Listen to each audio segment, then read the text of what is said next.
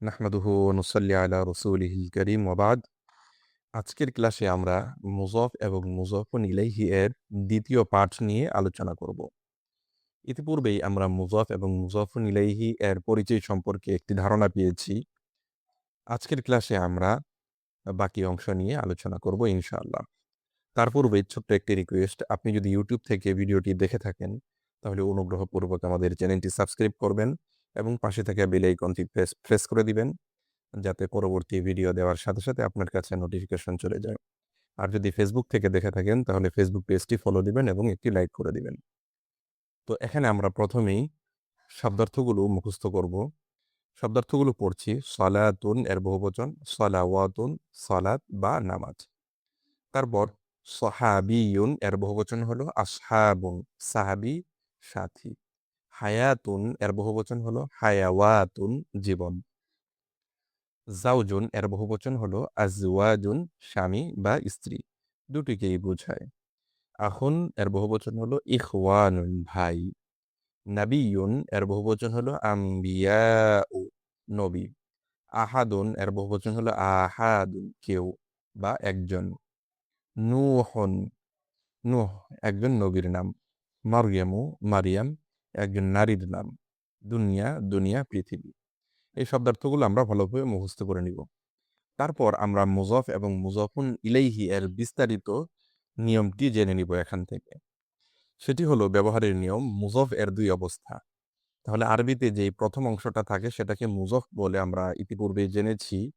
তো যে শব্দটি মুযাফ হবে তার দুটি অবস্থা। এক নম্বর অবস্থা হলো যে মুযাফ এর শুরুতে কখনো আলিফ লাম যুক্ত হবে না। যে শব্দটি মুযাফ হবে তার শুরুতে কখনোই আলিফ লাম আসবে না। ২, মুযাফ এর শেষে কখনো তানবিন হবে না। মানে যে শব্দটা মুযাফ হবে তার শেষে তানবিন হবে না। এটা মনে রাখতে হবে। এই দুটা গেল মুযাফ এর নিয়ম সম্পর্কে। তারপর মুযাফুন ইলাইহি এর ৩ অবস্থা।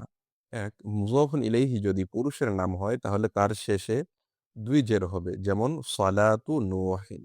তাহলে মুযাফুন ইলাইহি যদি ২ জের মানে পুরুষের নাম হয়, মুযাফুন ইলাইহি যদি পুরুষের নাম হয় তাহলে তার শেষে ২ জের হবে। যেমন সালাতু নূহিন।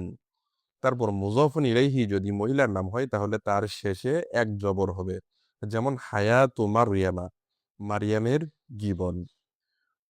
৩ নম্বর নিয়ম হলো মুযাফুন ইলাইহি যদি আলিফ লাম যুক্ত হয় তাহলে তার শেষে ১ জের হবে। যেমন জাওজুল ইনসান, মানুষের স্ত্রী। জাওজুল ইনসানি, মানুষের স্ত্রী। জাওজুন শব্দটি স্বামী স্ত্রী উভয়কেই বোঝায়। তো এখানে জাওজুল ইনসানি, মানুষের স্ত্রী। তো এখানে আমরা যে বিষয়টি লক্ষ্য করলাম, মুযাফের ২ অবস্থা এটা আমাদের মুখস্থ করতে হবে। মুযাফুন ইলাইহি এর ৩ অবস্থা এটা আমাদের মুখস্থ করতে হবে। তবে একটি বিষয় মনে রাখতে হবে, মুযাফুন ইলাইহি এর যে নিয়মগুলো বলা হলো সেগুলা প্রাথমিক পর্যায়ের নিয়ম। সামনে এর কিছু, কিছু পরিবর্তন দেখতে পাবো। তো যখনই এই বিষয়ের কিছুটা পরিবর্তন আসবে তখন আমরা সেই বিষয়টি সম্পর্কে বিস্তারিত আরো আলোচনা করব।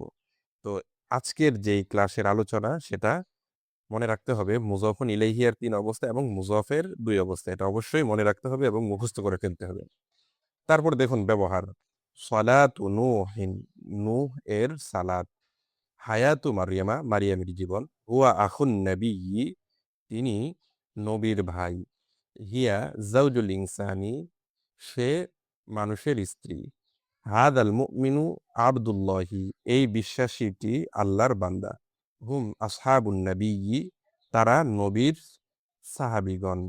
হিয়া সালাতুল আবদি, তা বান্দার সালাত। মারইয়ামু জাওজুর রজুলি, মারিয়াম লোকটির স্ত্রী। ইখওয়ানু নূহিন কিরামুন, নূহের ভাইয়েরা সম্মানিত।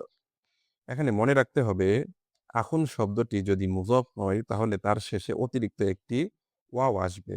তবে যদি তার শেষে ইয়া আসে তাহলে অতিরিক্ত ওয়াও আসবে না। যেমন আখুকা, এখানে অতিরিক্ত একটি ওয়াও এসেছে যেহেতু আখুন শব্দটি মুযাফ হয়েছে। আখুকা আর আখি, এখানে অতিরিক্ত একটি ওয়াও আসেনি, কারণ এখানে আখুন শব্দটি এর শেষে ইয়া যুক্ত হয়েছে। তাহলে আখুন শব্দটি এর শেষে যদি ইয়া যুক্ত হয় শুধুমাত্র সেই সময় ওয়াও আসবে না। আর এছাড়া আখুন শব্দটি যদি মুযাফ হয় এবং তার মুজাফুন ইলাইহি যে কোনো শব্দই আসুক না কেন মাঝখানে অতিরিক্ত একটি ওয়াও আসবে। এই বিষয়টি মনে রাখতে হবে। তো আজকের ক্লাস আমরা এখানেই শেষ করছি।